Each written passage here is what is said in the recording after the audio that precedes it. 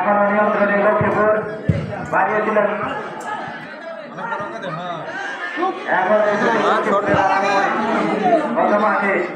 এখন টান রে কি রে ফাঁকা মারটা টান ফার্স্ট টাইম যদি বলটা এক দিয়ে দিলে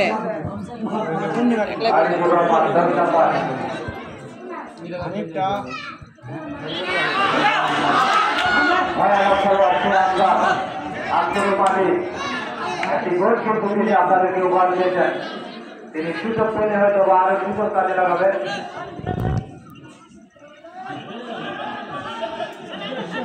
বর্তমান থেকে 10 নম্বর সেখান থেকে ক্লিয়ার করলেন লক্ষ্মীপুর।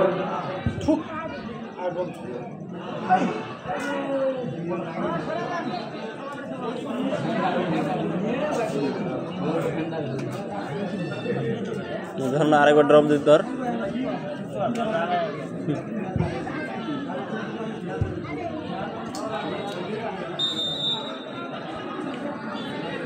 সেই সাথে আপনাদেরকে আগাম বার্তা জানিয়ে দিচ্ছি,